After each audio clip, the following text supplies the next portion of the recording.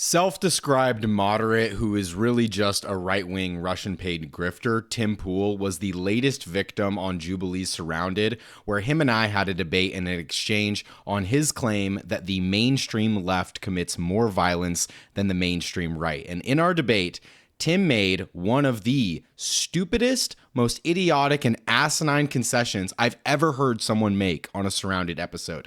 Seriously, I was so flabbergasted, I posted the exchange on Twitter, and to my surprise, Tim Pool's fans do not believe that the exchange went the way that I and many others believe it went, which is they actually think that Tim's concession that police crackdowns on left-wing protesters is left-on-left violence. So I'm going to take you through our debate, show you just how evasive Tim was throughout our exchange, how he... And like, I'll just say this is a side tangent. One of the most annoying things about this entire format, or rather Tim Pool's episode specifically, is I found it very frustrating on how much he would quote unquote agree with all of the left wingers whenever we would make an argument against the Republican Party. But he hides his power level in that he's not super forthcoming about how much he actually prefers Donald Trump and the Republicans over progressives, liberals, leftists, etc., right? Like, the reason why Tim is not truly a moderate and truly a centrist is because no matter how many times he'll tell you that he believes in something like free healthcare or even access to abortion, he doesn't vote on those lines, right? Culture war issues and the culture war issues that he specifically agrees more with the right on informs more of his political motives and his political ideology and his voting preferences, and the times that he actually spends most of his day criticizing, that has more of an impact on his politics effectively. Like, his conservative positions have more of an impact on his politics. So let's go ahead and jump into our debate and our exchange. Just as some pretext, I was, I believe one of the last debaters on this specific claim. And so up to this point, the primary thing that Tim was arguing was that one of the reasons why the left is so much more violent than the mainstream right was because of how much property damage and violence occurred during BLM. So just keep that in mind when you're evaluating our exchange. And we're going to stop throughout it, and I'll explain exactly what's going on here. The first thing I'll say is I think it's a bit disingenuous to characterize all of the property damage committed during BLM as left-wing violence, because there are going to be rogue opportunists during the biggest civil rights protests in American history. That's first and foremost. The second thing I would like to say is I don't think it makes sense to confine political violence strictly in the context of individuals acting with political motive violently. I think it ignores institutional violence. Theoretically, you could say the 1960s civil rights movement was more violent than the counter-protesters, but obviously the institutional violence of segregation. I completely agree. Right. So, so what I would say is that the Republican Party is, and the mainstream political right is far more violent because they support ICE ripping and separating families from one another, even from people who have no criminal background. Deaths under ICE custody have skyrocketed, even as a matter of war abroad, etc. So just to give you, again, a little bit of an assessment of what's happened so far. So far, Tim Pool has conceded to each and every one of the premises I've laid out. The first and foremost, that the idea that you can just associate or blame all of the property damage or any of the violence that occurred during BLM and categorize that flat out as left-wing violence, that's disingenuous because there's going to be rogue opportunists. In fact, that's going to be the bulk of what occurred during BLM. People taking advantage of the situation that these were the largest protests in American history. Obviously, because of lockdowns, you had people were given more of an opportunity to go out on the streets, and there was obviously an economic concern during that time as well. So you had people taking advantage of the situation, breaking into to stores, houses, etc. And you can't really characterize that as left-wing violence because most of these people aren't like doing it on some ideological basis. That's first and foremost. He concedes that point entirely. The next point I then lay out is that political violence is cannot just be simply confined as like for example an individual acting with political motive to an attempt to assassinate someone, or even break into any of the properties, or even doing property damage that occurred during BLM. Institutional violence is a valid form of political violence, and what I would categorize as political violence, and it's why I believe the Republican Party and the mainstream political right is so much more violent than the mainstream political left, or even the Democratic Party for that matter. We're going to get to that distinction in a bit. But he also concedes that point and acknowledges that institutional violence is a valid form of assessing it. He hasn't mentioned institutional violence thus far. And if you go back to watching the entire Jubilee exchange, he like that was never a factor in what he had assessed. So I brought that up. Then I bring up key examples of how the Republican Party is more institutionally violent. The first one is the way in which the Republican Party acts on immigration enforcement, right? The support of ICE as an institution, and the use of ICE as an institution by the Trump administration, and what Republicans actuate in their policy, like Republican leadership, but also what the mainstream political right actually supports, right? So ICE separating families from one another who have no criminal background is something that the political right is in lockstep agreement with. That is institutional violence, and something that I would categorize as something as to why the right is so horrifically violent. The second of which is war. And anyone who's familiar with my politics knows how critical I am of the Biden administration and a lot of establishment Democrats for how supportive they are of Israel, for instance, or Obama's drone war, or how interventionist the Democratic Party is. Take that aside. We're going to get to all of that in a sec, in alignment with Tim Pool's argument. But taking that aside, the Republican Party is worse, right? Donald Trump is the one who started this war of aggression on Iran. Donald Trump, went into Venezuela.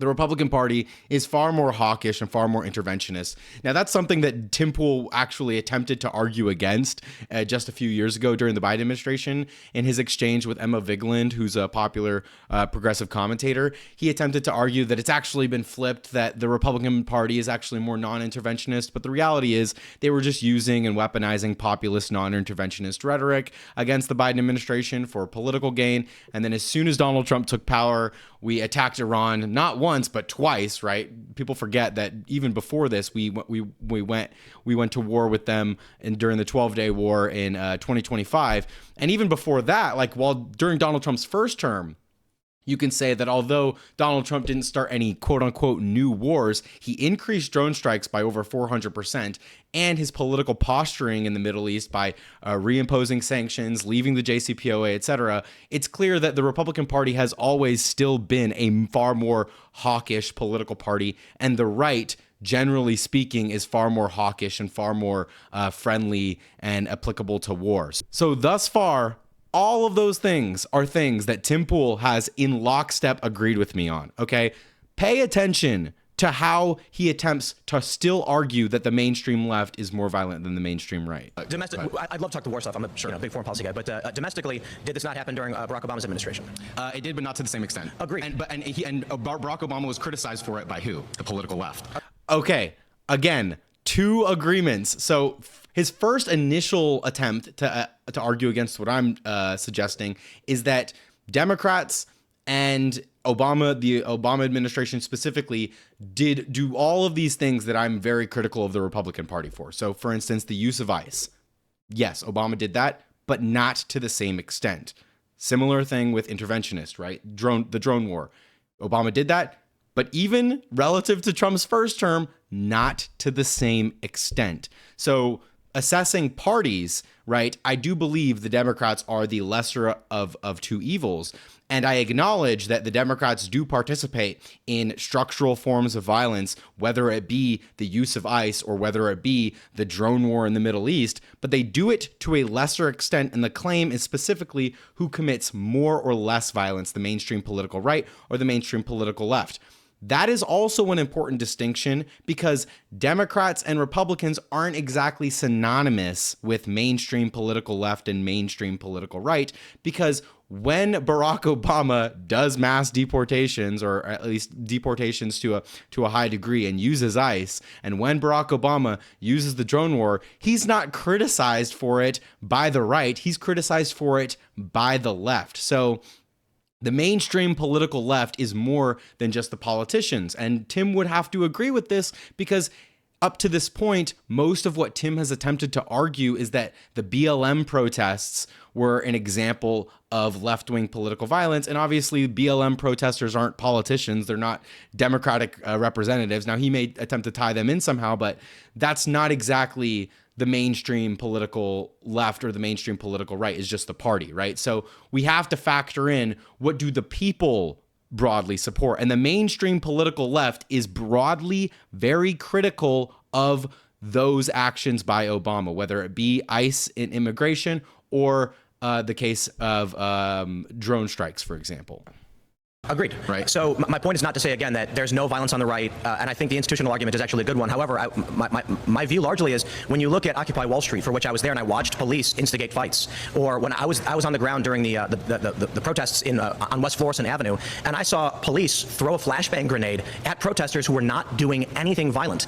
The issue is these police are under Democrat administration still, where their chiefs are often appointed by Democrat politicians. So again, I understand the left and progressives. That to me is also a little disingenuous, because it's not as though the police, as a matter of its institution, is a left-wing institution. No, it's in fact, usually the police are protecting and are on the other side of left-wing protesters. If you want to make the argument that ICE under Trump, I'll make the argument of police under the Democrats. Sir, well, I don't know. So that is where Tim ended up going with this. So he acknowledges, right, the arguments that I'm making, that institutional violence is a valid form of political violence, and that the right, the Republican Party is more hawkish, or that they use ICE in a violent manner. He then attempts to argue, well, Democrats also do institutional violence, but when they do institutional violence, it's the mayors. And because mayors are technically in control of the police, when police do crackdowns on left-wing protesters, that's an example of the mainstream left committing institutional violence? Does that make any sense to you whatsoever? And just so we're clear, this is violence happening against, in his example, the Occupy Wall Street protesters, who are by and large left-wing protesters. So in other words, police cracking down on left-wing protesters, he associates that with left-wing violence because the mayor is a Democrat. Never mind the fact, and this is really ridiculous for two reasons. The first and foremost is that the mayor does not have executive agency over the police in the same way that the president does have over ICE. But moreover, when President Barack Obama uses ICE, that does not count as left-wing violence just because Obama is a Democrat, right? Democrats can do right-wing things. They can use right-wing forms of violence. And we would all say that ICE is a right-wing institution, considering the only political party and the only mainstream political side that is actually calling for the complete abolition of ICE currently is the left, right? So you can't associate that as left-wing violence. In the same way, right, it is the left that both criticizes police crackdowns on protesters, and it's the left that is facing the brunt of police crackdowns by protesters, right? Just because the mayor has a D in front of their name, A, doesn't even mean that that mayor is like particularly progressive or representative of left-wing politics, but B, it doesn't mean that they're necessarily at the executive discretion of using the police to crack down on those protesters. And it doesn't make the violence of those police crackdowns inherently left-wing.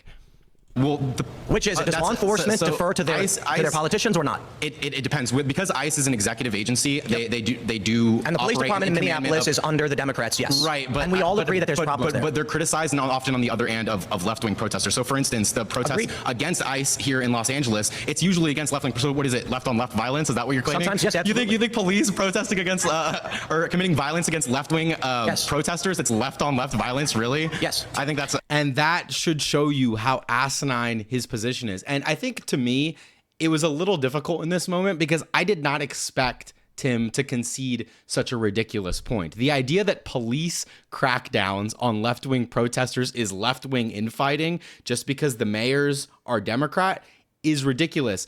But moreover, something that I wish I had brought up in this moment is his example was Occupy Wall Street, which happened, of course, in New York City in 2011. You want to know who was mayor in 2011 New York City? It was Michael Bloomberg, who at the time was an independent, but had recently switched from the Republican Party. And even today, even as he attempted to run as a Democrat, he's considered a more center-right Democrat. He's considered a conservative Democrat. So again, just because someone has a D in front of their name, A, doesn't even make them left-wing, but B, doesn't mean any of the institutions that they preside over are left-wing institutions, and therefore the institutions that are committing violence cannot be associated as left-wing violence, right? So for instance, Barack Obama doing drone wars abroad is not left-wing violence just because Barack Obama has a D in front of his name. Or even let's take a more historical example, right? Whenever the CIA commits coups against left-wing leaders across the globe, right? Socialist leaders that we would all say are left-wing leaders, just because a Democratic president is the one that initiated that coup does not mean the coup that overthrew a socialist leader or a democratically representative or a democratically elected left-wing leader doesn't mean that's left-on-left violence. It's so unbelievably stupid, and I can't even believe that I have to explain this to people, because if you take a look at my video on Twitter, you will see so many of Tim Pool's fans just being gleeful about the fact that I can't believe you would post this as a leftist. He owned you. You just don't understand his argument. No, I understand his argument full well.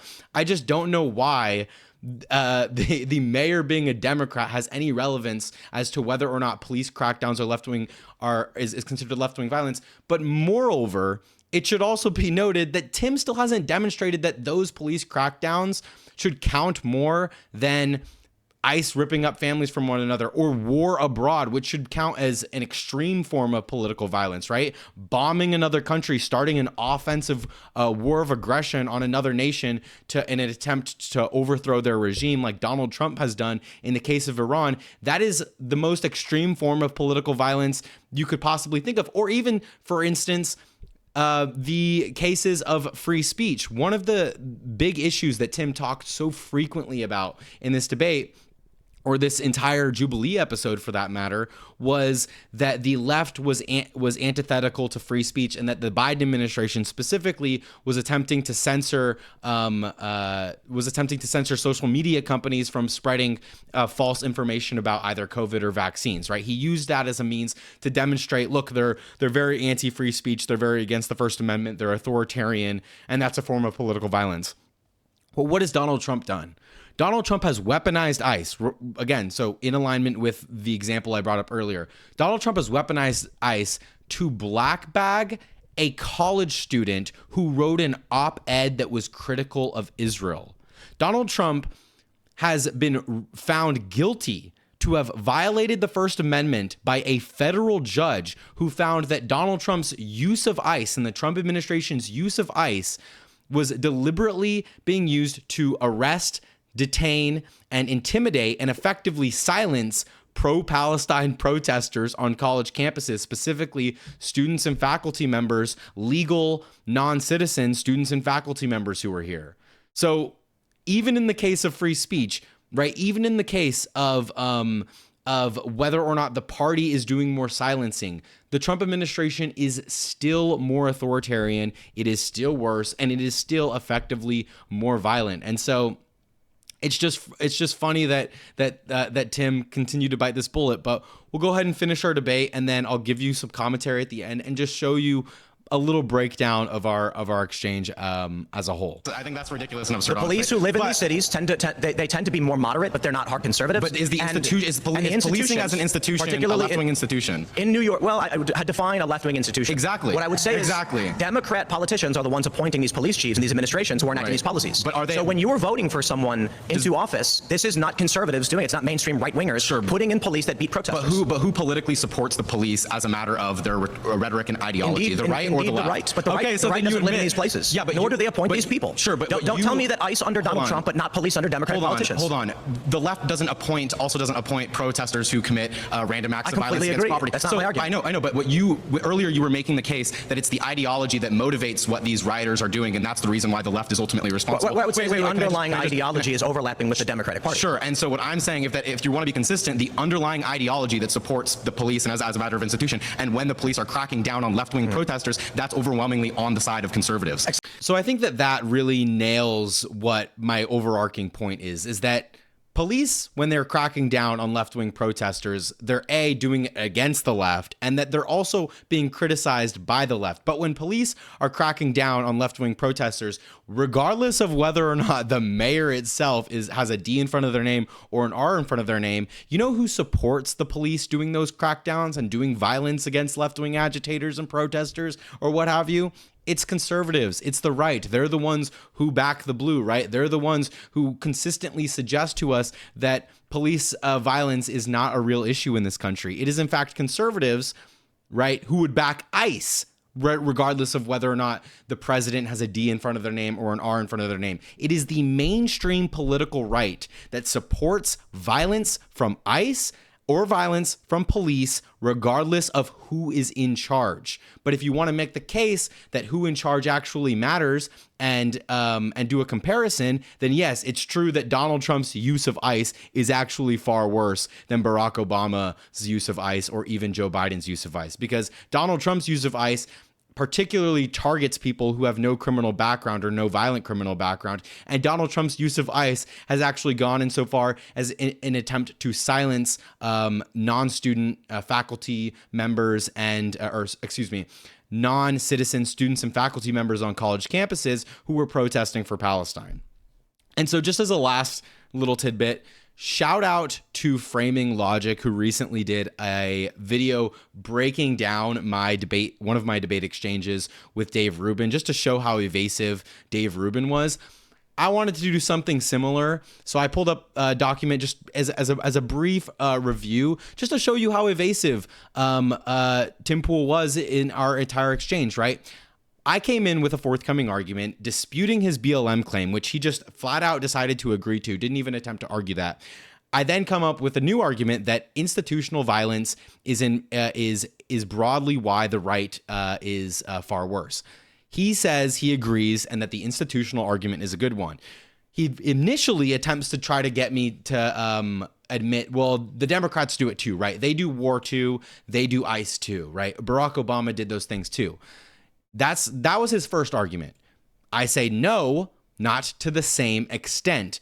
He then agrees with my refutation of his initial argument, and then attempts to sidestep it completely by saying, but police crackdowns are left-wing violence because the mayors in those cities are Democrats. Do you see the mental gymnastics, and do you see why I cannot take Tim Pool as a serious political commentator, right? It's so obvious that this dude is just jumping through hoops to not be forthcoming and honest about his position or about the reality on the ground that would contradict his position, which is a right-wing position. Let's be frank. Well, if you enjoyed this video, be sure to subscribe. And if you want to see me do more breakdowns of this, let Tim Pool know that I would be glad to come on his show and debate with him on this further, because everything that I've said in this video, I'm glad to say to Tim Pool's face, and I'm glad to really hash this out further and explain to his fans, who apparently need the explanation, that no, this was not a good argument, Tim. The police crackdowns on left-wing protesters is actually the dumbest argument I've ever heard.